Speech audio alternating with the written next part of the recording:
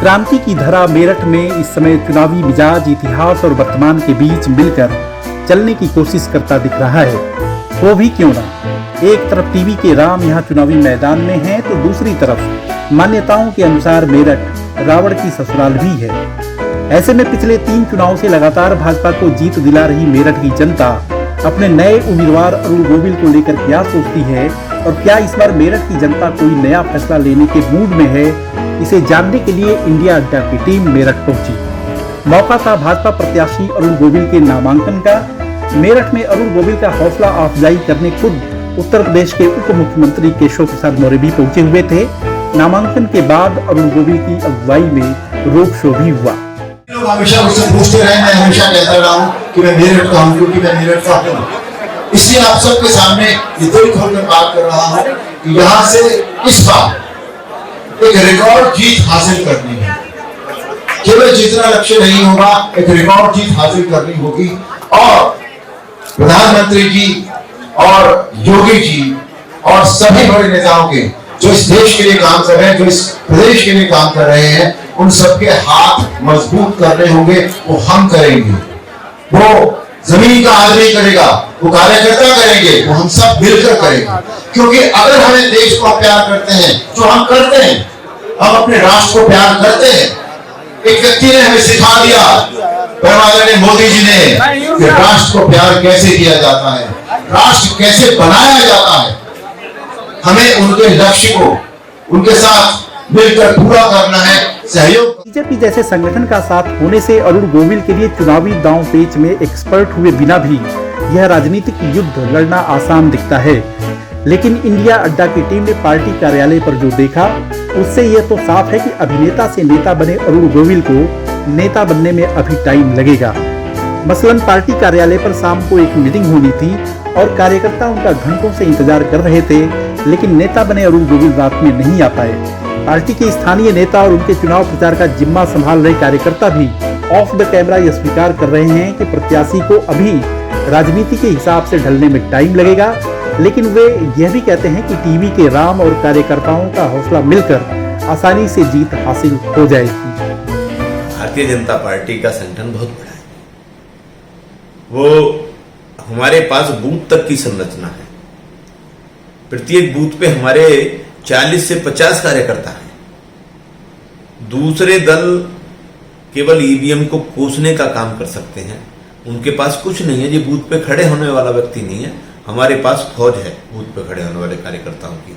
और जहां तक अरुण गोविल जी एक स्वच्छ छवि के व्यक्ति हैं और देश की जनता, उत्तर प्रदेश की जनता और विशेष रूप से मेरठ की जनता उनमें भगवान श्री राम का स्वरूप देखती है, क्योंकि उन्होंने रामानंद सागर जी की रामायण में मर्यादा पुरुषोत्तम भगवान राम की भूमिका का निर्वहन किया।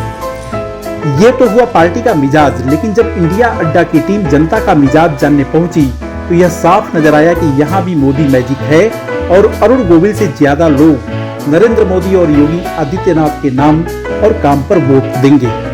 मैडम, किस तरह का माहौल आप देख रही हैं? लोकसभा का चुनाव होने जा रहा है। माहौल तो अच्छा ही है, बेहतरी की तरफ ही है दिन पर दिन, और फॉर गुड है। हमारी सरकार अच्छा काम कर रही है हर डिपार्टमेंट में, हर तरह से। तो बीजेपी ने यहाँ से अरुण गोविल जी को चुनाव मैदान में उतारा है, तो आपको क्या लगता है कि वो कैसे कैंडिडेट साबित होंगे? समाजवादी पार्टी ने अतुल प्रधान को उतारा है, तो दोनों को कंपेयर करते हुए आपको कौन उम्मीदवार बेहतर है?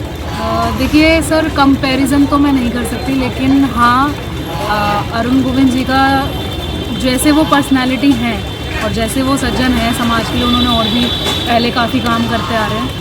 तो मुझे लगता है कि जब एक पोजीशन मिल जाती है और जब कुछ एक पावर मिल जाती है तो अच्छा इंसान अच्छे की तरफ ही जाता है।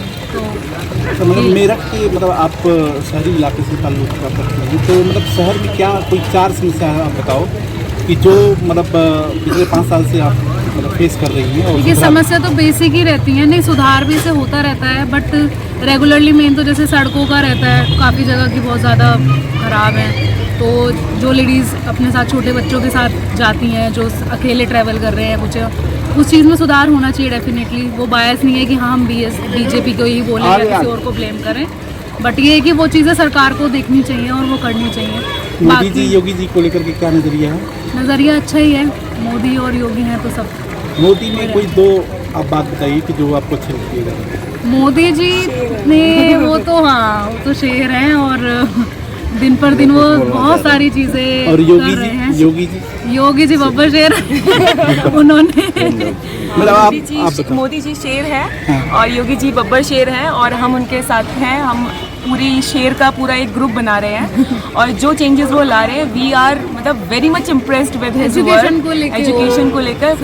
Basically we belong to education department और बहुत अच्छा है और बहुत मतलब उम्मीदों के साथ हम इंतजार कर रहे हैं कि इस साल भी बीजेपी जीते। मैडम राहुल गांधी को लेकर क्या नजरिया है? वो तो मशीन में से आलू ही निकालेंगे एक तरफ से आलू और एक तरफ से पैसा। बाकी बस यही करना चाहिए। बीजेपी जीतेगी या बीजेपी अतुल आएगी, प्रधान? बीजेपी आएगी। अतुल क्योंकि प्रधान रीजन बड़े इसका ये नेता है हैं। कि जो चेहरा पीछे है ना वो योगी जी का मेन है। तो जो योगी जी का चेहरा है और फिर अरुण गोविल जी रामायण में भी रहे तो उनका काफी बैकग्राउंड अच्छा है इस मामले में।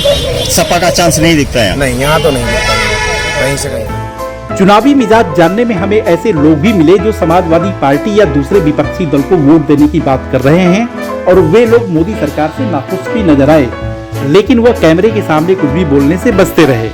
ऐसे में हमारे सामने उनकी बात आप तक पहुंचाने का केवल यही माध्यम रहा। इस पड़ताल में हमें कुछ युवा भी मिले जिन्होंने चुनाव पर खुलकर अपनी बात कही। लोकसभा का इलेक्शन होने वाला है, तो आप किसका भविष्य देख रहे हैं, मतलब किसकी जीत देख रहे हैं, बीजेपी या कोई और? बीजेपी है। बीजेपी क्यों आएगी? क्यों? कोई काम है, डेवलपमेंट है और इंफ्रास्ट्रक्चर है। यहाँ के उम्मीदवार जो बीजेपी के उम्मीदवार के बारे में जानते हैं कौन है? अरुण गोविल का चेहरा भारी या मोदी या योगी? सबको ही भारी है पर फेस होना बहुत ज़रूरी है। एमपी का फेस होना ज़रूरी है, उसको वोट दिया जाएगा। हम वोट देंगे तो एमपी को जाएगा, बीजेपी को सीधा तो जाएगा नहीं। भैया आपका नाम क्या है? विपुल। विपुल जी, इलेक्शन होने जा रहा है, बीजेपी या कोई और? बीजेपी। क्यों बीजेपी को? क्योंकि हमारे देश की डेवलपमेंट है और जो बीजेपी ने करा है और किसी सरकार में देखने को नहीं मिला है। हमारे रोड के गड्ढे जो भी हमारे पास उसका डेवलपमेंट आया है वो बीजेपी की तरफ से ही हो जाएगा। राहुल गांधी के बारे में क्या नजरिया है? उनके बारे में, पप्पू जी के बारे में क्या ही बोलूँ। सर आपका नाम? लक्ष्य रस्तोगी। लक्ष्य रस्तोगी। अच्छा, लक्ष्य जी कौन, बीजेपी या कोई और? नहीं, बीजेपी डेफिनेटली बीजेपी आएगी। क्यों? दो वजह। क्योंकि वजह यह है कि रोड स्ट्रक्चर बना दिया है, बहुत चीज़ें डेवलप कर दी, किसी और सरकार में इतना हमें देखने को मिला नहीं। और राहुल गांधी के बारे में क्या नजरिया है? राहुल गांधी जी का तो अपने ही नज़रिए हैं, उनका नज़रिया तो कोई बता ही नहीं सकता, उनके अपने अलग नज़रिए हैं। नहीं, राहुल जी पूरा भारत जोड़ो न्याय यात्रा, भारत जोड़ो यात्रा उससे पहले नहीं, उनकी बातें तो हमारे समझ से बाहर है। जहां तक विपक्ष की बात है तो यहाँ पर समाजवादी पार्टी अध्यक्ष अखिलेश यादव कंफ्यूज नजर आते हैं। पहले उन्होंने भानु प्रताप को मैदान में उतारा, उसके बाद अतुल प्रधान को टिकट दिया और फिर बदलकर पूर्व विधायक योगेश वर्मा की पत्नी और पूर्व महापौर सुनीता वर्मा को टिकट दे दिया। इसी तरह बसपा ने उम्मीदों के विपरीत हिंदू वोटों में सेध लगाने के लिए देवव्रत त्यागी को मैदान में उतारा है। ऐसे में लड़ाई रोचक है, लेकिन भाजपा को इस बार पश्चिमी यूपी में जाट बिरादरी में मजबूत राष्ट्रीय लोकदल का साथ भी है। मेरठ लोकसभा सीट में मेरठ और हापुड़ का क्षेत्र आता है। यहाँ पर करीब 65% हिंदू और 34% मुस्लिम आबादी है।